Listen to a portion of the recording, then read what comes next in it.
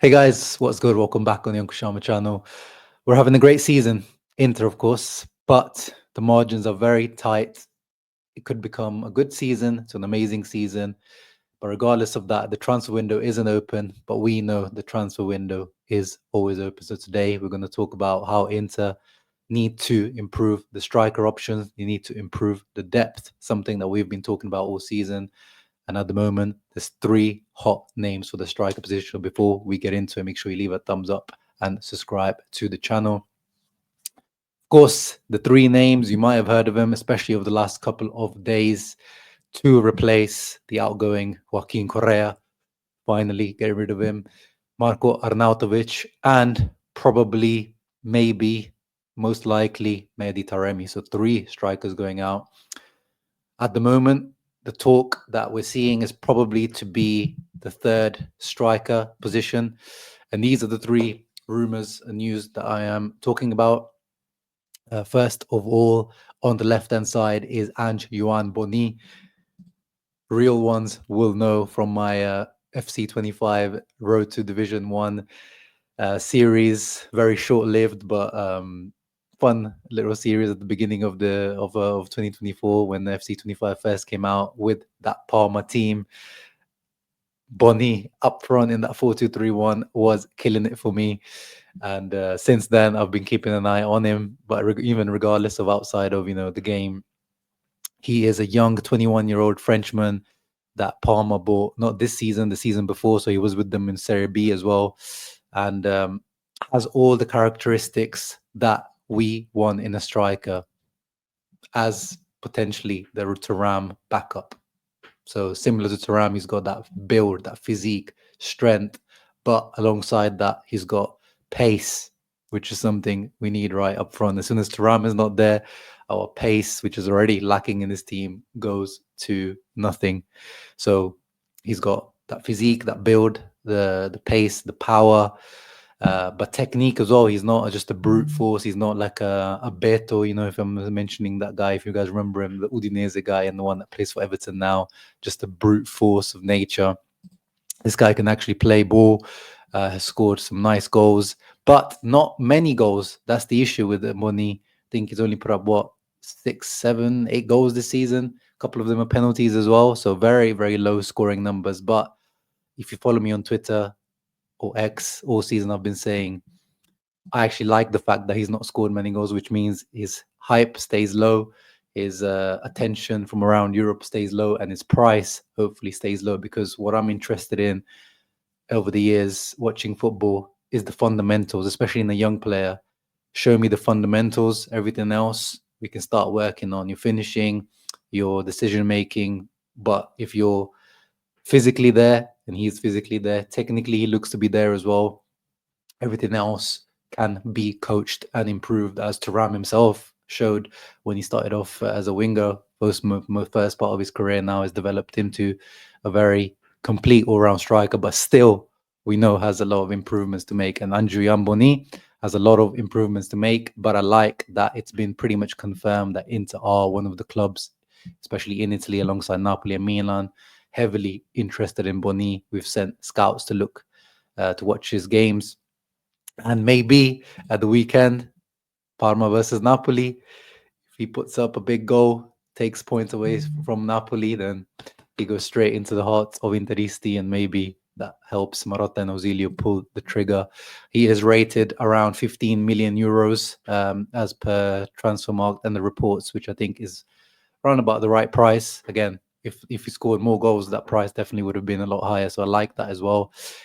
The thing with Boni is, and I want your opinions on it. I don't, we're talking about, if we're talking about the third striker here, so the guy that's kind of has to be ready to come in straight away and provide what Taremi, Correa, and Arnautovic kind of this season, Arnautovic, but all three of those haven't really been able to provide, is that impact either off the bench or starting in those Champions League games or the rotational games.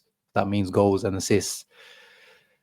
The fact is, we have to work. We're going to have to Inzaghi. The coaching staff is going to have to work on Boni. The final product isn't quite there.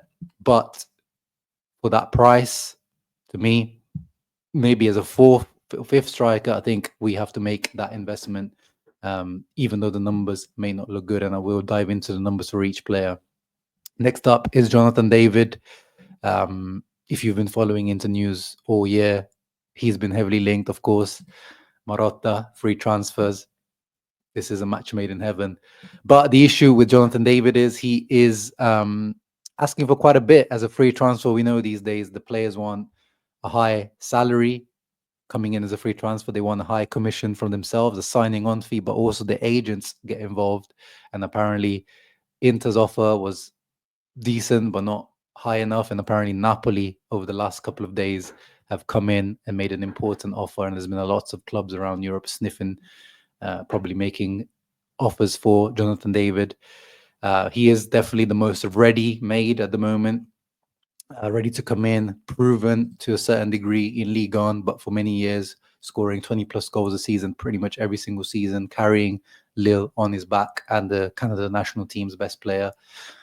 But in terms of profile, we talked about Bonny being similar to Thuram. Jonathan David is very much more similar to Lautaro. So, of course, it'd be nice to have both. If you want to have a backup to Lautaro and a backup to Thuram, both of them having a profile for each makes sense. But to me, the priority should be the Thuram profile, because that's, I think, what's more needed in this team. But again, as we said, if there's 2-3 strikers leaving, then yeah, it's going to be a busy summer for strikers to try to make up the numbers in our striker department. But his the kind of likelihood now, because of that Napoli offer, may have decreased. And yeah, I mean, if it is money that he wants, Jonathan David, rather than joining a 2-time Champions League finalist over the last 3 years and potential Scudetto winners every season, over the uncertainty of the Napoli project, with Conte to leave at any minute, that's up to him.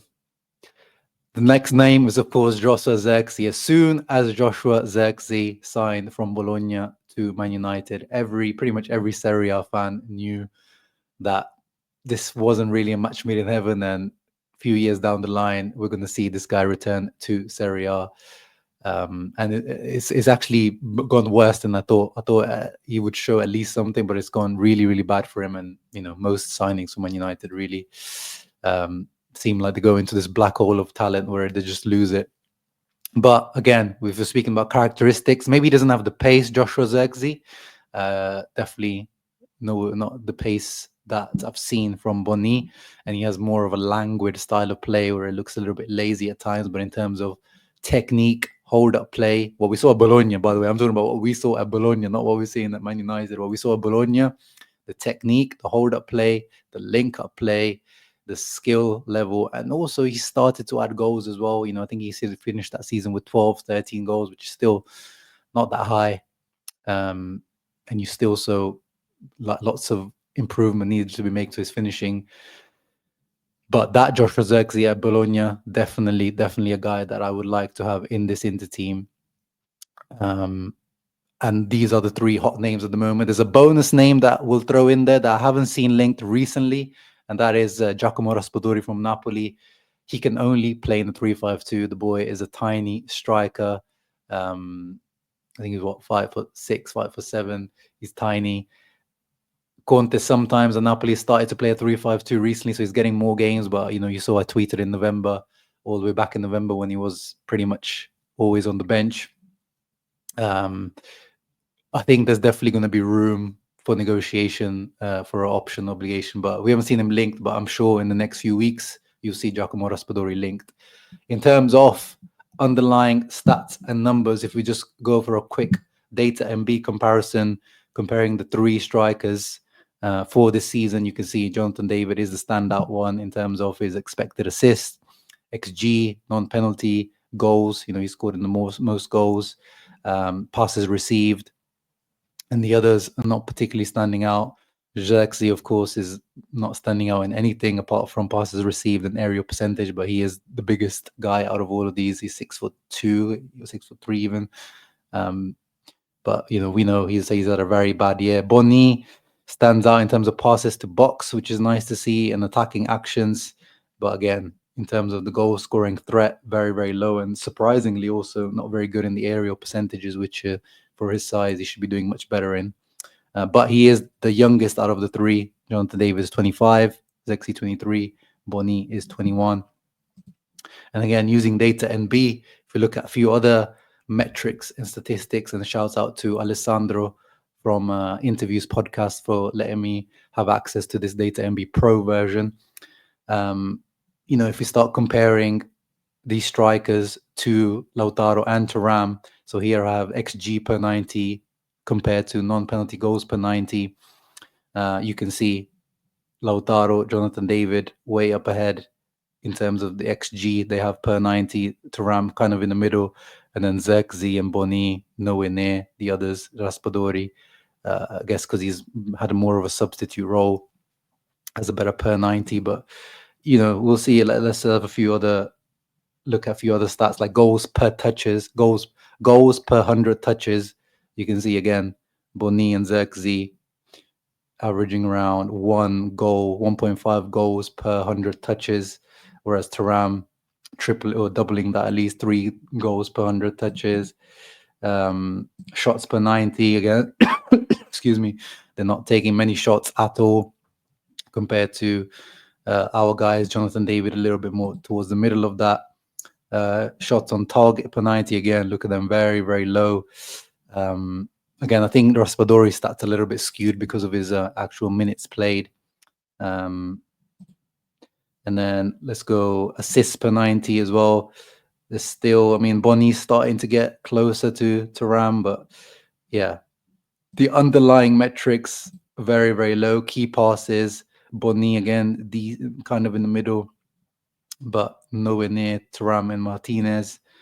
Let's have a look at some other ones. Let's have a look at dribbles per 90. This is where they should, in theory, do a little bit better. Yeah, you can see Bonny is attempting even more dribbles than Thuram, who actually, we know this season he's kind of dribbled less than he does usually. And then Jonathan David is doing the least, even less than Martinez. Successful dribbles per 90, and it's still Bonny.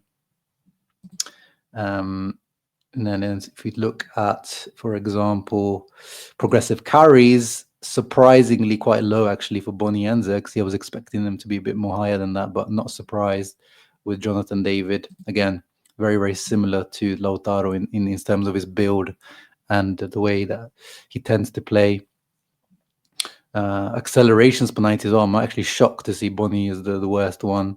And then passes per 90, let's have a look. Yeah, this is where Zirkzee comes into his own in that false 9 role, I guess, at times, and Raspadori as well. But again, Bonny, not too much involvement. What other ones shall we look at? Passes received per 90. Yeah, Bonny at the bottom again. Very, very low involvement, only 11 passes received per 90. So, you got to put into account his the team that he plays for at the moment. Duels per 90, let's have a look at that. Or duels 1 per 90. Yeah, you can see Bonny here. He does a little bit better at least. But overall, you can see the underlying metrics are not great for Zirkzee and Bonny. The Raspadori's are a bit skewed, and Jonathan David is kind of in the middle of everything. But as I said, for me, as a Thuram replacement, I would like to see someone with the qualities, the characteristics of Bonny. For the Lautaro position, yes, Jonathan David and Santiago Castro are the names. But again, going back to Jonathan David, the issue is does he want the money, or does he want a starting spot, or does he want a combination of those two, or does he want glory and trophies? Because it looks like at the moment he seems to be going towards the money, because he's asking, as for the reports, a salary of around 5 to 6 million net, which I think Inter matched in terms of the fight. I think we offered him 5 million net. We offered him a signing bonus, but nowhere near the 15 million and the additional 10 million in commissions. That's something that Inter, we saw with Marotta in the Samadzic deal, and even in contract renewals. We're not going to do that. It looks like even Juve are not doing that. Only Napoli seems to be the one willing to do that, because they need to replace Osimhen if they do sell him this summer, which I think they will. And of course, Conte is going to ask for strengthening. They can't have just Lukaku as the striker option. So that's the kind of wrap up of the situation at the moment for the striker position. So now I want to know your comments down below.